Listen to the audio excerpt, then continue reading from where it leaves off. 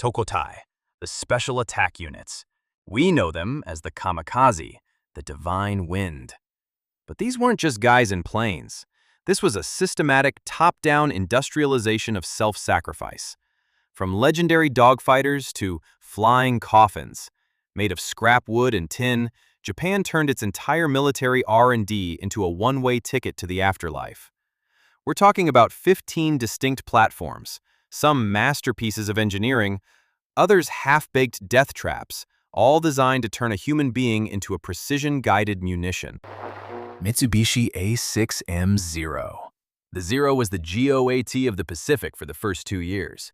By 1944, however, it was outclassed by Hellcats and Corsairs. When the first official Kamikaze mission was cooked up by Admiral Onishi, he reached for the A6M5. They'd strap a 250-kilogram bomb to the belly and tell the pilot to aim for the elevator of an aircraft carrier. The Zero's agility meant it could weave through a hail of anti-aircraft fire like a needle through silk. It wasn't just a plane, it was the psychological anchor of the entire program. Aichi D3A, VAL. The VAL was a relic. Fixed landing gear, slow as molasses, but stable in a dive. For a green pilot with only 40 hours of flight time, the VAL was a godsend. It wouldn't stall out on you when you pushed the nose down. By the Battle of Okinawa, these planes were being sent in waves of flowers, clogging up American radar screens and forcing the U.S. Navy to expend millions of rounds of ammo on targets that looked like they belonged in a museum. Yokosuka D4Y, Suisei. The Suisei, or Judy, was a different beast. Sleek, fast, and powered by a liquid-cooled engine, it was a pain in the neck for American interceptors. At 340 miles per hour, a Judy didn't give you much time to react. On October 24, 1944, a single Judy found the USS Princeton. One hit, one bomb, one ship gone. It proved that speed was just as deadly as mass. Nakajima B5N Kate. The Kate was the master of the long game. Usually, it carried a torpedo, but as a suicide craft, it was loaded with a massive 800-kilogram armor-piercing bomb. The tactic? Skim the waves.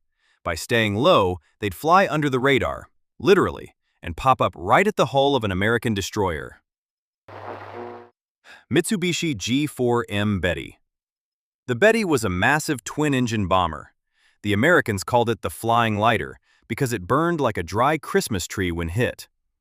In the Kamikaze role, the Betty became a mothership. It would carry the Ohka rocket under its belly, dropping it about 50 miles from the target. It was a high-stakes gamble. If the Betty got jumped by fighters before the drop, it was game over for the crew and the rocket pilot. Yokosuka MXY-7 Ohka. This is where things get dark. The Ohka wasn't a plane. It was a human-guided missile. 3 rocket motors, 2,600 pounds of explosives in the nose, and no landing gear. Once you were dropped from the Betty, you were a dead man walking. It could hit nearly 600 miles per hour in a terminal dive. Sailors on the receiving end described it as a screaming silver streak. It was the ultimate expression of no way out. Nakajima Ki-43 Hayabusa. The Oscar was the Army's counterpart to the Zero, light as a feather and just as fragile. These were the primary tools used in the Philippines. They were dirt cheap to maintain, and in the hands of a pilot who knew how to jink, they were incredibly hard to swat out of the sky. Nakajima Ki-84 Hayate. The Frank was arguably the best fighter Japan produced. It could give the Americans a run for their money in any dogfight. Using these for kamikaze missions was like using a Ferrari as a battering ram, a total waste of top-tier tech. But by 1945, Japan had the planes but lacked the fuel and the veteran pilots to fly them. So they sent them on one-way trips. Nakajima Ki-115 Tsurugi. This plane is the definition of scraping the bottom of the barrel. The Tsurugi was built out of wood and whatever steel tubing was lying around. It didn't even have shock absorbers on the landing gear.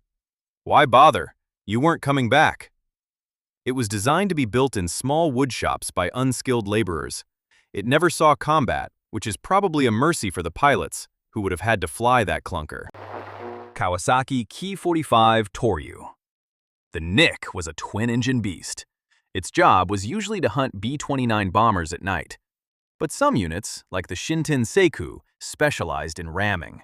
They'd strip the guns to save weight and just plow into the tail of a B-29. It was brutal, intimate, and horrifyingly effective. Yokosuka K5Y Akatombo. Meet the Red Dragonfly. This was a trainer biplane. It was slow, made of fabric, and had a fixed-pitch prop. You'd think it would be sitting ducks, right? Wrong. Because it was made of wood and fabric, early radars struggled to pick it up. In July 1945, a group of these obsolete trainers actually managed to sink a U.S. destroyer, the USS Callahan. Talk about a twist of fate. Kaiten, the return to heaven. The Kaiten was a Type 93 long-lance torpedo modified to fit a human being. It was a cramped, claustrophobic nightmare. You had a tiny periscope, a steering wheel, and enough oxygen for a few hours. Once launched from a submarine, the pilot was flying blind through the dark water, hoping to hear the crunch of a hull before everything went black. Shinyo. These were Seaquake motorboats. Fast, wooden, and packed with 450 kilograms of explosives. They'd hide in caves during the day and swarm the U.S. fleet at night. It was a numbers game. If you send 50 boats and 5 get through, you've won the night. LPP Maru Ni. Similar to the Shinyo, but operated by the Army. These boats carried 2 depth charges. The plan was to drop them next to a ship and speed away. But more often than not, it turned into a suicide run, where the pilot just rammed the target home. Fukuryu. The Crouching Dragons.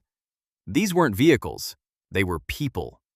Suicide divers equipped with a 10-foot bamboo pole topped with a Type 5 mine. They were supposed to stay underwater for hours, waiting for a landing craft to pass overhead, then prod the hull and blow themselves up. It was the absolute nadir of the human bullet philosophy.